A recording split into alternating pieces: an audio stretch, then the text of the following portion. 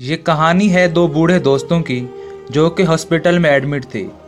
इनमें से एक दोस्त को फालिज था। उसकी गर्दन से नीचे का सारा जिस्म काम नहीं करता था।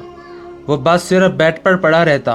वो कभी कभार चीख चीख कर नर्स को कहता कि मुझे कोई ऐसा इंजेक्शन दो कि मैं मर जाऊं, मुझे और नहीं जीना।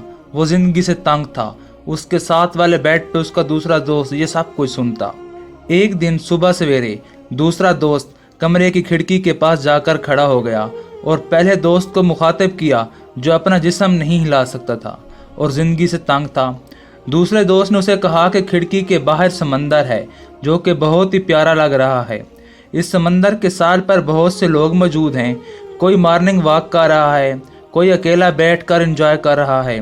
छोटे छोटे बच्चे मिट्टी से घर बना रहे हैं। बाहर का नज़ारा बहुत प्यारा है। इसी तरह दोपहर के वक्त वो दोस्त फिर खिड़की के पास गया और पहले दोस्त को बताना शुरू कर दिया कि अब समंदर के साहिल पर लोगों ने छतरियां लगा ली हैं ताकि धूप से बच सकें। कुछ लोग समंदर की लहरों के सामने बैठकर लुत्फ़ अंदोज़ हो रहे हैं, कुछ पानी में नहा रहे हैं। शाम के वक्त उसने कहा कि अब शाम हो चुकी है और पूरा समंदर गोल्डन हो चुका है। सूरज की हल्की हल्की रोशनी की वजह से पूरे समंदर में ऐसे लगता है कि सोने का जाल बिछा है।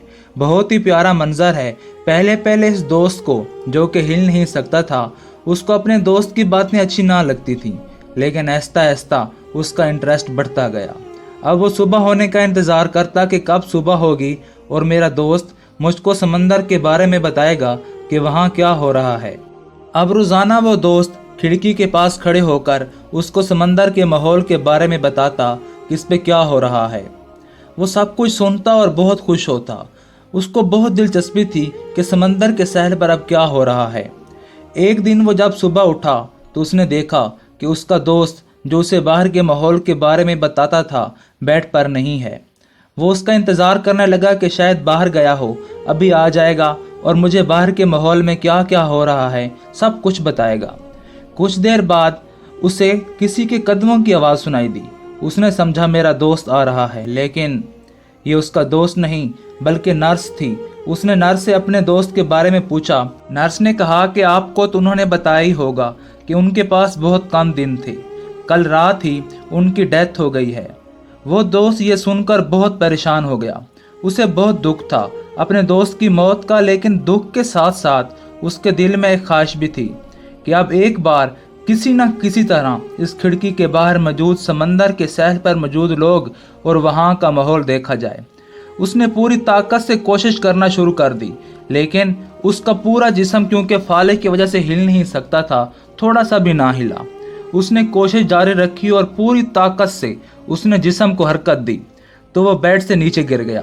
वो इसी तरह गिरते गिरते अपने जिस्म को घसीटते हुए उस खिड़की तक पहुंच गया। उसने दीवार के सहारे अपने आप को खड़ा करने की कोशिश की और आखिरकार वो कामयाब हो गया। लेकिन ये क्या, खिड़की के बाहर तो सिर्फ एक दीवार थी, बाकी कुछ भी नजर ना आ रहा था। उसने चीख कर नर्स को आवाज़ दी। नर्स आई तो उसने गुस्से से कहा, इस खिड़की के सामने दीवार क्यों बना दी?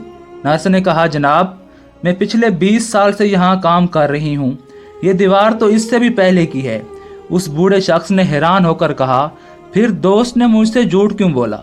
नर्स ने कहा, मैं ये तो नहीं जानती उसने तुमसे झूठ क्यों बोला, लेकिन आज उसी की झूठ की वजह से आप अपने पाँव पर खड़े हो। वो खुद तो मर गए लेकिन आपको एक नई जिंदगी दे गए।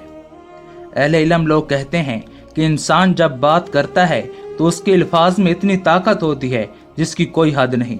आपके अल्फाज किसी को गिरा भी सकते हैं और किसी को उठा भी सकते हैं। ये अब आप पर डिपेंड करता है कि आप अपनी इस ताकत से किसी को गम देना चाहते हो या किसी को खुशी देना चाहते हो।